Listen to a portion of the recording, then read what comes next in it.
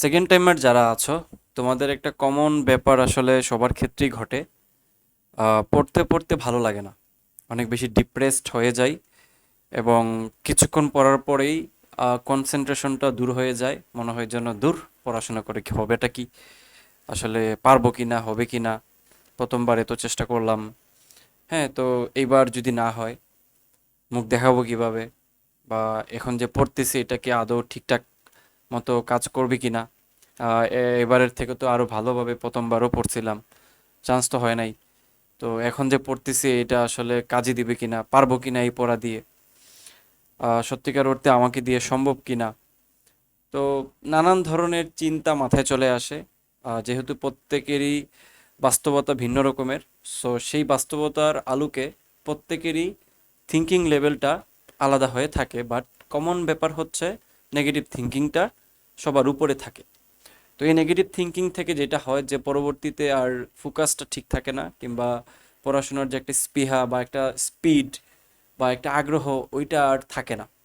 যে মনে হয় যেন আচ্ছা বাদ দেই, পরে কি হবে, বা চেয়ার টেবিলে বেশিক্ষণ বসে থাকাটা আসলে কষ্টসাধ্য কাজ হয়ে যায়। তো এইদিকে তোমার সিলেবাসটাও ওইভাবে ঠিকঠাক মতো আগাচ্ছে না, এবং মনে হচ্ছে যে সময়ও খুব তাড়াতাড়ি চলে যাচ্ছে। তো কি করা যায়, যেহেতু তোমাকে সেকেন্ড টাইমে কিছু না কিছু করতেই হবে। তো এই মুহূর্তটাতে তুমি আসলে এই যেই তোমার থিঙ্কিংটা আছে, নেগেটিভ থিঙ্কিং, এটার সাথে কিভাবে ডিল করবা, এটা নিয়ে আজকে একটু টুকটাক আলোচনা করব। তো আমি নিজেও একজন সেকেন্ড টাইমার হওয়ার সুবাদে আমি এই ব্যাপারগুলো আসলে একদম ভিতর থেকে ফিল করি, এবং ওই ফিলের জায়গা থেকে আমি তোমাদেরকে অভিজ্ঞতা মিশ্রিত করে তোমাদেরকে কিছু সাজেশন দেওয়ার ট্রাই করব। প্রথম কথা হচ্ছে যে তুমি আহ, কিছুদিন ব্রেক নাও, যদি এরকম কন্ডিশনে থেকে থাকো। ব্রেক নিয়ে যেটা করবা, মানে একদম বইয়ের সংস্পর্শেই যাবা না। জাস্ট তুমি ব্রেক নাও, নিয়ে থিঙ্কিং করো যে অ্যাকচুয়ালি তোমার লাইফে এই যেই সেকেন্ড টাইমের চান্স পাওয়ার যে বিষয়টা, এটা আসলে কতটুকু গুরুত্বপূর্ণ। তুমি যদি মনে করে থাকো যে তোমার পড়াশোনা করাটা জরুরি, তাহলে সেটা কেন জরুরি ওইটা আগে আসলে তোমাকে খুব ভালো মতো ক্লিয়ার থাকা লাগবে। সে ফর এক্সাম্পল আমার ক্ষেত্রে যেটা ছিল, যে আমাকে পড়াশোনা করেই কিছু না কিছু একটা করতে হবে, তা না হলে আমাকে অন্য কোনো ওয়েতে ফ্যামিলির হাল ধরতে হবে। এজ এ ফ্যামিলির বড় ছেলে হিসাবে যেমনটা থাকে আর কি, বাংলাদেশে বাবার পরেই বড় ছেলের স্থান। তো আমাকে বাধ্য হয়ে কিন্তু কিছু না কিছু একটা করতে হইতো। তো আমি দেখলাম কি, যে আমাকে অন্য যে কোনো উপায়ে যাই করি না কেন, প্রপার রেসপেক্টটা আসলে পাওয়া যাবে না, কিংবা যে সমাজের যে একটা স্তরের মানুষকে এলিট বলে চিন্তা করা হয়, ওইটা আসলে করা হয় না। তো দেখা যায় হয়তো আমি কোনো একটা কোম্পানিতে কাজ করব, কিংবা কোনো একটা জায়গায় এমনভাবে কাজ করব যেখানে আমার আসলে কোনো কিছু ওইভাবে প্রকাশ করার থাকবে না, বা নিজের একটা পরিচয় যেটাকে বলা যায় ওইটা থাকবে না। জাস্ট একজন এমপ্লয়ি হিসাবে, নর্মালি মানুষ হিসাবে কাজ করে যে বেতনটা পাবো ওইটা দিয়ে জীবন চলতে হবে বা চালাইতে হবে। তো আমি ওই জায়গাটা থেকে আমি দেখলাম যে না, আমাকে আসলে জীবনটাকে পরিবর্তন করতে হবে। আমাকে আসলে এমন একটা পরিস্থিতিতে দাঁড়ায় থাকতে হবে যেখানে আমার নিজের পরিচয়ে আমি পরিচিত হব, এবং আমার নিজস্ব কিছু আহ, কি বলা যায় পরিচয় থাকবে। এটাই তো সবাই চায়, তাই না? একটা মানুষ আসলে জীবনে কি চায়, তার নিজের একটা পরিচয়, একটা আইডেন্টিটি, তারপর হচ্ছে রেসপেক্ট, এবং ওই অনুযায়ী জীবনকে সুন্দর মতো চালিয়ে নেওয়া, তাই না? তো টাকা পয়সার বিষয়টা তো অবশ্যই এখানে অনেক বেশি যুক্ত। তো টাকা পয়সা সবাই যে কোনো না কোনো উপায়ে মানে কামাই করে, স্বাভাবিক, তাই না? কেউই আসলে আহ, এমন হয় না যে পড়াশোনা করে নাই দেখে কামাইতেছে না, বা অন্য যে কোনো সেক্টরে যাচ্ছে টাকা পয়সা ওইভাবে পাচ্ছে না, ব্যাপারটা এমন না। একজন রিক্সাওয়ালা মামা কিংবা একটা ফকিরও যে আসলে প্রতিদিন কিছু না কিছু কামাই করে। তো ওই দিকে আমি যাচ্ছি না, বাট আমি এই জায়গাটাতে তোমাদেরকে একমত করতে চাচ্ছি যে পড়াশোনা করে আসলে জীবনটাকে অনেকভাবেই পরিবর্তন করে ফেলা যায়। জীবনটাকে আসলে আহ, যদি স্তর চিন্তা করি আমাদের সমাজের, পড়াশোনা করে একদম ফার্স্ট স্তরে চলে যাওয়া যায়, যেখানে টাকা পয়সার কোনো আসলে হিসাব থাকে না। এখানে জাস্ট রেসপেক্টের খাতিরে আমরা যদি থিঙ্ক করে থাকি, তো ওই জায়গায় যেতে গেলে অবশ্যই তোমাকে আহ, ওইভাবে করে থিঙ্ক করতে হবে যে না, আমাকে পড়াশোনা করতে হবে, আমার জীবনে একটা পরিচয় তৈরি করতে হবে। আমাকে আসলে পরিবারের হাল ধরতে গেলেও, সম্মানের সহিত কামাইতে গেলেও একটা ভালোভাবে পড়াশোনার মধ্য দিয়ে যাইতে হবে।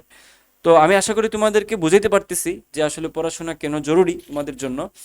যেহেতু তোমরা পড়াশোনা করে ভালো কিছু করতে চাচ্ছ, সো পড়াশোনার লাইনেই তোমাদেরকে থিঙ্ক করতে হবে। আদারওয়াইজ জীবনে ভালো করার আরও অনেক ওয়ে আছে, হাজারটা ওয়ে আছে। পড়াশোনা ছাড়াও জীবনে অনেক কিছু করা যায়, বাট তুমি যেহেতু পড়াশোনা নিয়ে থিঙ্ক করতেছো, তাহলে তোমাকে এইভাবে করেই ভাবতে হবে। পড়াশোনা ছাড়া তোমাকে ভাবলে চলবে না।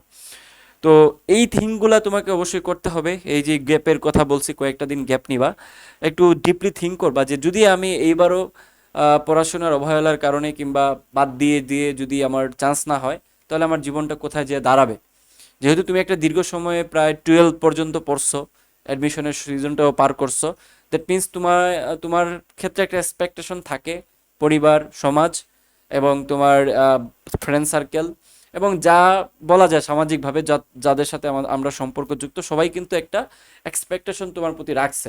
তো সেই জায়গা থেকে তোমাদেরকে বলতেই পারে যে মেধা নাই, বা তুমি ঠিকঠাক মতো পড়ো নাই, কিংবা ফাঁকিবাজি করছো, কিংবা ভুলভাল কিছু একটা করছো।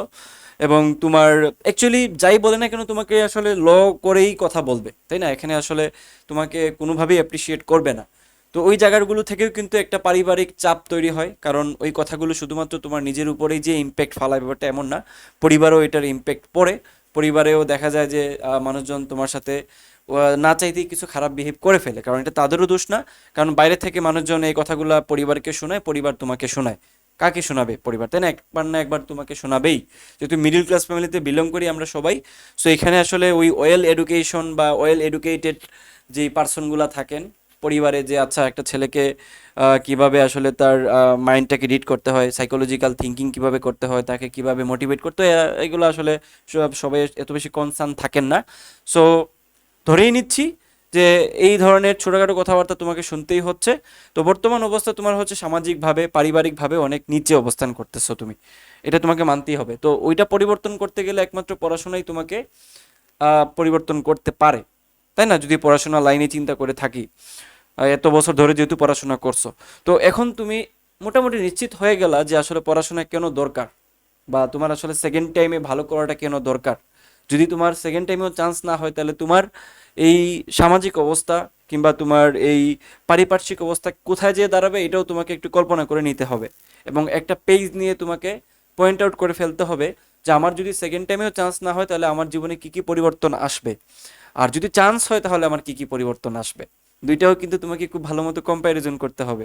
তো যখন তুমি একটা কম্প্যারিজনের মধ্যে চলে যাবা, তখন তোমার ব্রেন অটোমেটিক্যালি একটা সিগন্যাল পাবে যে আচ্ছা আমার এই কাজগুলো এইভাবে করে করতে হবে, বা তোমার ব্রেন অলওয়েজ একটা প্রেসারে থাকবে যে অ্যাকচুয়ালি তুমি কি করতে চাচ্ছ। আমরা অনেক সময় বুঝি না যে আমরা কি করতে চাই, যার কারণে আমরা একটা অল্প সময় পড়াশোনা করার পরেই হাঁপায়া যাই, কিংবা আমরা দীর্ঘ সময় আসলে পড়াশোনার একটা মোটিভেশন, যেটাকে বলে সেলফ ডিপেন্ডেন্সি বা সেলফ মোটিভেশন, ওটা আর থাকে না।